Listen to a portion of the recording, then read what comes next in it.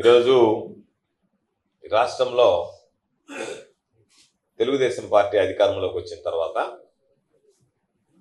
అధికారంలోకి వచ్చినటువంటి అతికి సంబంధించినటువంటి నాయకుల మీద, కార్యకర్తల మీద, సానుభూతి పనుల మీద దాడులు ప్రారంభమయ్యాయి. అవి ఎంత దాకా వెళ్ళాయి అంటే, ఒక పక్క తీవ్రమైనటువంటి దాడుల్ని కొనసాగిస్తూ, విధ్వంసం సృష్టిస్తూ, ఆస్తులను హరిస్తూ, అన్ని రకాల వాళ్ళని మానసికంగా, శారీరకంగా ఇబ్బంది పెట్టేటువంటి పరిస్థితులు తీసుకురావడం జరిగింది. ఇందుకు పరాకాష్ట ఈరోజు ఒకసారి చూస్తే, నిన్న జరిగినటువంటి ఉదంతం తోటపల్లి గూడూరు మండలానికి సంబంధించి సర్వేపల్లి నియోజకవర్గంలో కోడూరు గ్రామంలో ఆక్వా రైతు కావలరెడ్డి రంగారెడ్డికి సంబంధించినటువంటి దాదాపు 50 లక్షల రూపాయల విలువ చేసేటువంటి ఏరియేటర్స్ ఉన్నటువంటి ఆ గోడౌన్ని దుండగులు తగలబెట్టడం జరిగింది. గత కొద్ది రోజులుగా కవింపు చర్యలకు పాల్పడుతున్నారు. పక్కన ఉన్నటువంటి తెలుగుదేశం పార్టీకి సంబంధించినటువంటి నాయకులు అనేక సందర్భాలలో పోలీసులకి ఫిర్యాదు చేయడం జరిగింది. పోలీసులకు ఫిర్యాదు చేస్తే పోలీసులు తిరిగి తెలుగుదేశం పార్టీ వాళ్ళు, వైఎస్ఆర్ కాంగ్రెస్ పార్టీ వాళ్ళ మీద దాడి చేస్తే వెళ్ళి పోలీస్ స్టేషన్కి వెళితే, అయ్యా మా మీద దాడి జరిగింది అని దాడి చేయించుకున్నటువంటి వ్యక్తుల్ని, గాయపడినటువంటి వ్యక్తుల్ని, బాధితుల్ని పోలీస్ స్టేషన్లో ఉంచి వాళ్ళని పిలిపించి వాళ్ళ దగ్గర ఫిర్యాదు తీసుకుని వాళ్ళ మీద హత్యా ప్రయత్నం కేసులు నమోదు చేసేటువంటి పరిస్థితికి ఈరోజు ఈ ప్రభుత్వం సిద్ధపడింది అనేటువంటిది మనందరం ఈరోజు గుర్తించాల్సినటువంటి పరిస్థితి. ఈరోజు రైతులకు సంబంధించి దారుణంగా ఆస్తులని తగులబెట్టి వాళ్ళని ఆర్థికంగా నష్టపరవాలనేటువంటి ఆలోచన, దీనితో పాటు ప్రైవేట్ ఆస్తులతో పాటు ఈరోజు ప్రభుత్వ ఆస్తులకు కూడా ఎక్కడ భద్రత లేకుండా పోయింది. అక్కడే ఉన్నటువంటి పంచాయతీకి సంబంధించినటువంటి ట్రాక్టర్ కూడా, కోడూరు గ్రామ పంచాయతీకి సంబంధించినటువంటి ట్రాక్టర్ కూడా తగలబడడం జరిగింది. ఈరోజు ఒక పక్క ఆక్వా రైతులకు సంబంధించినటువంటి వాళ్ళ ఆస్తులను తగలబెట్టడం, దానితో పాటు ఆక్వా పంట సాగు చేసుకునేటువంటి రైతుల పొలాల్లోకి వెళ్ళి విషం కలపడం, ఇటువంటి సంస్కృతిని ఎన్నడూ ఎక్కడ చూసినటువంటి పరిస్థితి లేదు. వ్యక్తులను గాయపరచడం, వాళ్ళ ఆస్తులను విధ్వంసం చేయడం, వాటిని తగులు పెట్టడం, పొలాల్లోకి వెళ్ళి చేలల్లో విషం కలపడం, పంటల్లో విషం కలపడం, నీళ్లలో ఆక్వా గుంటలకు సంబంధించి ఈరోజు ఒకసారి చూస్తే, దానితో పాటు కట్టేపల్లికి సంబంధించినటువంటి వెంకటేశ్వర్లకు సంబంధించినటువంటి ఈ బ్రిక్కి సంబంధించినటువంటి దీనికి సంబంధించి ప్రభుత్వం ఈరోజు ఇది ప్రభుత్వ స్థలం అని చెప్పి కొంతమంది ప్రైవేటు వ్యక్తులు వెళ్ళి దాన్ని తొలగించడం జరిగింది. ఈ ప్రైవేటు వ్యక్తులకి ఒక వ్యక్తికి సంబంధించినటువంటి ఆస్తిని తొలగించేటువంటి హక్కు ఎవరిచ్చారు? ఇది ఎంత దారుణమైనటువంటి పరిస్థితి అంటే, పాపం చంద్రబాబు నాయుడు గారు చెప్తుంటారు, కేస్ స్టడీ అంటుంటాడు మాట్లాడితే ప్రతిదానికి. ఇది చంద్రబాబు నాయుడు చేయాల్సినటువంటి కేస్ స్టడీ ఏంటంటే, మీకు అధికారం ఇస్తే మీ వాళ్ళు క్షేత్రస్థాయిలో ఎటువంటి పనులకు పాల్పడుతున్నారనేటువంటి దానికి ఇది ఒక కేస్ స్టడీ. దీనిలో అన్ని రకాలైనటువంటి అనుమతులు ఉన్నాయి. ప్రభుత్వం దానికి సంబంధించినటువంటి పట్టా ఉంది, పొజిషన్ సర్టిఫికేట్ ఇచ్చారు. దానిలో అనేక సంవత్సరాలుగా ఎవరికి ఇబ్బంది లేకుండా ఇటుకల తయారీ పరిశ్రమని నెలకొల్పుకొని కుటీర పరిశ్రమని 10 మందికి ఉపాధి కల్పించేటువంటి పరిస్థితి. అటువంటి వ్యక్తి వైఎస్ఆర్ కాంగ్రెస్ పార్టీ నాయకుడు, సానుభూతి పరుడని నేరుగా అధికారులతో సంబంధం లేకుండా ప్రైవేట్ వ్యక్తులు వెళ్ళి దీన్ని కూలగొట్టడం జరిగింది. నేరుగా వాళ్లే మిషన్లు తీసుకువెళ్ళి, ప్రైవేట్ వ్యక్తులే నేరుగా వెళ్ళి మిషన్లు తీసుకువెళ్ళి దీనిని కూలగొట్టడం జరిగింది. కూలగొడితే దానికి సంబంధించి ఎందుకు కూలగొట్టారో అని అడిగితే అధికారుల చేత ఫిర్యాదు చేయించారు.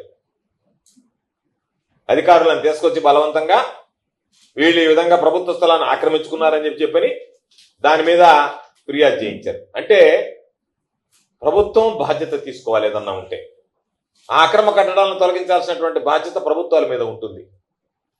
ప్రభుత్వం వైఎస్ఆర్ కాంగ్రెస్ పార్టీకి సంబంధించినటువంటి వ్యక్తి అని చెప్పి ప్రభుత్వంతో సంబంధం లేకుండా ప్రైవేటు వ్యక్తులు నేరుగా వెళ్ళి ఇటువంటి విధ్వంసాలకు పాల్పడడం ప్రారంభమైతే రేపు అధికారాలు మార్చినప్పుడల్లా, ప్రభుత్వాలు మారినప్పుడల్లా ఎవరి ఆస్తులకి రక్షణ ఉండదు. ఎవరికి సంబంధించినటువంటి దాంట్లో ఈ విధ్వంసం అనేటువంటిది ఆగదు, కొనసాగుతుంది. ఈరోజు మీరు చేసినటువంటి ఈ పనులతో కడుపు మండినటువంటి వ్యక్తులు రేపు ఊరుకుండరు. కాబట్టి ఆంధ్ర రాష్ట్రంలోనే ఒక దుష్ట సాంప్రదాయాన్ని తీసుకొచ్చేటువంటి పరిస్థితిని తీసుకొచ్చారు. నాకు అనిపిస్తుంది అసలు రెవెన్యూ వ్యవస్థ ఉందా, ప్రభుత్వం ఉందా, ప్రభుత్వ యంత్రాంగం ఉందా, అధికార యంత్రాంగం పనిచేస్తుందా, నిస్తేజంగా ఉండిపోయిందా? ఇన్ని విధ్వంసాలు జరుగుతుంటే వీటికి సంబంధించి ఎక్కడా కూడా ఎందుకు జరిగిందనేటువంటి మాట కూడా పత్రికల్లో వస్తున్నాయి. వెళ్ళి పాపం అందరూ ఫిర్యాదులు ఇస్తున్నారు. అయితే తెలుగుదేశం ఒక కొత్త విధానాన్ని, చంద్రబాబు నాయుడు చెప్తుంటాడు నా పరిపాలనలో సంస్కరణలు తీసుకొస్తాను, మార్పులు తీసుకొస్తానని ఒక కొత్త సంస్కరణ తీసుకొచ్చాడు. అది ఏమిటి అంటే తెలుగుదేశం పార్టీ వాళ్ళు వెళ్ళి మీరు వైఎస్ఆర్ కాంగ్రెస్ పార్టీ ఆస్తుల మీద దాడి చేయండి, నష్టపరచండి, గాయపరచండి, తగులు పెట్టండి. ఏదైనా గుర్తు తెలియకపోతే ఆ కేసు కొట్టేస్తారు. ఎవరైనా గుర్తించి నేరుగా తీసుకువెళ్ళినటువంటి వాళ్ళ మీద ఎఫ్ఐఆర్లు నమోదు చేస్తారు. నమోదు చేసినటువంటి ఎఫ్ఐఆర్లని రాబోయేటువంటి రోజుల్లో వాటిని రెఫర్ చేస్తాం, తొలగించేస్తాం. కాబట్టి మీరు ఏం భయపడాల్సినటువంటి పని లేదు. యథేచ్ఛగా దాడులు చేయండి. మీ మీద కేసులు పెట్టినా మీరు భయపడాల్సినటువంటి అవసరం లేదు. ఏ ఒక్క కేసు కూడా ఛార్జ్ చేయము. ఛార్జ్ చేయకుండా మేము అందరినీ కూడా వదిలేస్తాం. కాబట్టి మీకు ఏమి ఇబ్బంది లేదు. కాబట్టి మీరు ధైర్యంగా పోయి దాడులు చేయండి అనేటువంటి దాన్ని పూరుకొలుపుతున్నారు. పోలీస్ యంత్రాంగం ఏమైందో తెలియదు, అధికార యంత్రాంగం ఏమైందో తెలియదు. వీళ్ళు ప్రభుత్వాన్ని ఏ విధంగా తమ చేతల్లోకి తీసుకుని వాళ్ళు ఇష్టారాజ్యంగా వ్యవహరిస్తున్నారు, నేరుగా వచ్చి వాళ్ళే మిషన్లు తీసుకొచ్చి కూలగొడుతున్నారో తెలియదు. పద్ధతి ఉంది. ఎప్పుడైనా ఎవరైనా ప్రభుత్వంలో ఉన్నప్పుడు ఏదైనా ఒకటి అలా చేయాల్సి వస్తే, ఇబ్బందులు ఉంటే దానికి సంబంధించి ప్రభుత్వం నోటీసులు ఇస్తుంది. ఆ నోటీసుల మీద అతను కోర్టుకు వెళ్ళే హక్కు ఉంటుంది. దానికి సమాధానం చెప్తాడు. ఇవన్నీ అయిపోయిన తర్వాత లాస్ట్ రిసర్చ్ వీటన్నిటిలో కూడా కోర్టు కూడా ఒకవేళ కోర్టుకు వెళ్ళేటువంటి అవకాశం లేకపోయినా, లేదా కోర్టుకు వెళ్ళి కోర్టు కూడా ఇది తొలగించడం సమంజసం అని చెప్పని అభిప్రాయపడితే అప్పుడు తొలగించినటువంటి సందర్భాలు ఉన్నాయి. నోటీసు లేదు, ప్రభుత్వ జోక్యం లేదు, అధికారులు రాలేదు. వాళ్ళకి సంబంధించి ముందస్తు పాపం వాళ్ళ సామాన్లు కనీసం అక్కడ లోపల ఉన్నటువంటి వస్తువులు కూడా తొలగించకుండా నేరుగా వెళ్ళడం, గోడలు పగలగొట్టడం, దాన్ని కూల్చేయడం, వెళ్ళిపోవడం. అంటే ఇదంతా ఎంత విధ్వంసానికి సృష్టించేటువంటి పరిస్థితి ఉంది అంటే బహుశా నాకు తెలిసి రాష్ట్ర చరిత్రలో ఎన్నడూ లేదు, నెల్లూరు జిల్లాలో అసలే లేదు. సర్వేపల్లి నియోజకవర్గాల్లో చాలా మంది మాట్లాడుకుంటున్నారు 20 సంవత్సరాల తర్వాత తెలుగుదేశం పార్టీ గెలిచింది కాబట్టి అటువంటి సంస్కృతి మరలా సర్వేపల్లి నియోజకవర్గంలో ప్రారంభమైంది. గతంలో ఉండేది, దాన్ని ప్రజలు వద్దు అనుకున్నారు. మరలా ఈరోజు దురదృష్టవశాత్తు తెలుగుదేశం ప్రభుత్వం అక్కడ విజయం సాధించింది కాబట్టి తెలుగుదేశం అభ్యర్థి ఈరోజు మరలా మొదటికొచ్చి ఇటువంటి దుందుడుకు చర్యలకు పాల్పడడం, కవింపు చర్యలకు పాల్పడడం జరుగుతుంది అని చెప్పి తెలియజేస్తున్నారు. కాబట్టి మేము స్పష్టంగా చెప్తున్నాం, పూర్తి స్థాయిలో వైఎస్ఆర్ కాంగ్రెస్ పార్టీ నాయకులకి, కార్యకర్తలకు అండగా ఉంటాం. ఎవరి ద్వారా అయితే ఈరోజు నష్టం జరిగిందో, ఎవరి ద్వారా అయితే ఈరోజు నష్టం వాటిల్లిందో, ఎవరైతే ఈరోజు మేము చేశాము కదా ఈ ఘనకార్యం అని చెప్పి చంకలు గుద్దుకుంటున్నారు, భారీ మూల్యం చెల్లించుకోవాల్సినటువంటి పరిస్థితి ఏర్పడుతుంది. పరిస్థితులు ఎప్పుడూ ఒకే విధంగా ఉండవు. కాలచక్రం తిరుగుతూ ఉంటుంది, అధికార మార్పిడి జరుగుతూ ఉంటుంది. ఆ అధికార మార్పిడి జరిగినప్పుడు ఈరోజు చేసినటువంటి పాపాలన్నీ శాపాలుగా మారతానేటువంటి విషయాన్ని గుర్తుంచుకోండి. ఈ మాట్లాడేటువంటి నాయకులు ఎవరో కనపడరు, ఇళ్లలో నుంచి బయటకు రారు. నష్టపోయేది ఈరోజు ఎవరైతే ఇటువంటి దుందుడుకు చర్యలకు పాల్పడ్డారో అటువంటి వ్యక్తులు నష్టపోతారనేటువంటి విషయాన్ని గమనించండి, గుర్తించండి అని చెప్పి ఈ సందర్భంగా నేను హెచ్చరిస్తున్నాను. తప్పనిసరిగా వైఎస్ఆర్ కాంగ్రెస్ పార్టీకి సంబంధించి ఎవరైతే పాపం కష్టకాలంలో వైఎస్ఆర్ కాంగ్రెస్ పార్టీ వెంటున్నారో, జగన్మోహన్ రెడ్డి గారిని అంటి పెట్టుకుని ఉన్నారో ఆ కుటుంబాల మీద దాడులు ఎక్కువయ్యాయి. దాని వెనక ఉన్నటువంటి ఉద్దేశం ఏదో ఒక విధంగా వైఎస్ఆర్ కాంగ్రెస్ పార్టీ అనేటువంటి ఉనికి లేకుండా చేయాలనేటువంటి ఒక దుర్మార్గమైనటువంటి లక్ష్యం.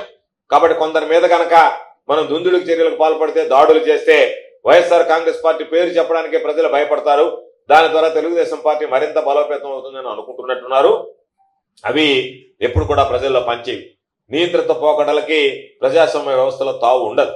కాబట్టి తప్పనిసరిగా ఈరోజు మీరు చేసేటువంటి పనులు ప్రజలు గమనిస్తున్నారు, ఇప్పటికే తలలు పట్టుకున్నారు. ఇటువంటి ప్రభుత్వాన్ని మనం తెచ్చుకునింది అనేటువంటిది మీ పరిపాలన ప్రారంభం కాకముందే మీరు చేస్తున్నటువంటి చేష్టల వల్ల ప్రజల్లో దిగజారిపోయేటువంటి పరిస్థితి ఏర్పడింది అని చెప్పి ఈ సందర్భంగా తెలియజేస్తూ ప్రజలందరూ కూడా గమనించాలని కోరుతున్నాం. దీనితో పాటు ప్రతి వైఎస్ఆర్ కాంగ్రెస్ పార్టీ నాయకుడికి, కార్యకర్తకి అండగా నిలుస్తాం. చేతనైనంత సహాయ సహకారాలు అందిస్తాం. అన్ని విధాలా సంపూర్ణంగా ఈరోజు వైఎస్ఆర్ కాంగ్రెస్ పార్టీని నమ్ముకుని ఉన్నటువంటి ప్రతి ఒక్కడితో కూడా అండగా నిలుస్తాం. అధైర్యపడకుండా ధైర్యం చెప్పి ముందుకు వెళ్ళేటువంటి విధంగా చర్యలు తీసుకుంటాం. కాబట్టి ఇప్పటికైనా నేను అధికార యంత్రాంగాన్ని దయచేసి మీరు దాన్ని ప్రోత్సహించకుండా నియంత్రించండి, మీరు జోక్యం చేసుకోండి. ఈ విధంగా ప్రైవేటు వ్యక్తులు ప్రజలకు సంబంధించినటువంటి వైఎస్ఆర్ కాంగ్రెస్ పార్టీ నాయకులు సానుభూతి పరులకు సంబంధించినటువంటి ఆస్తుల మీద దాడులు చేస్తుంటే మీరు గమ్ముగా చేతులుడికి చేష్టలుడికి ఉండడం సరైనటువంటి విధానం కాదు అని చెప్పి తెలియజేస్తున్నా.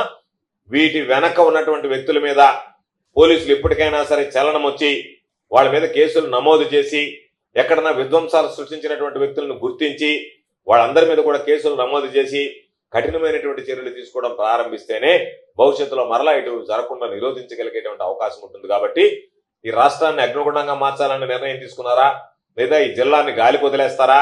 ఈ జిల్లాలో రాబోయేటువంటి రోజుల్లో వచ్చేటువంటి శాంతి భద్రతల సమస్యకి మేమే బాధ్యత వహిస్తామని అనుకుంటారా? అది మీ ఇష్టం. ఎవ్వరు కూడా ఓపికకి సహనానికి హద్దు ఉంటుంది. ఆ హద్దు మీరినప్పుడు దానికి సంబంధించినటువంటి దుష్పరిణామాలు ఏదైతే ఉన్నాయో అది దానికి అధికార యంత్రాంగం పోలీస్ యంత్రాంగం బాధ్యత వహించాల్సినటువంటి అవసరం ఉంది అని చెప్పి ఈ సందర్భంగా తెలియజేస్తూ నేను మరలా డిమాండ్ చేసేది, ఎక్కడెక్కడైతే ఇటువంటి విధ్వంసాలు జరిగాయో ఇప్పటికే న్యాయస్థానాలను ఆశ్రయించారు. న్యాయస్థానంలో కూడా ఇవన్నీ వాద్యాలు ఉన్నాయి. దానితో పాటు ఇప్పటికైనా ఒక అడుగు ముందుకు వేసి జరిగినటువంటి పొరపాట్లను గ్రహించి దోషులని గుర్తించి శిక్షించాలని చెప్పి నేను డిమాండ్ చేస్తున్నాను.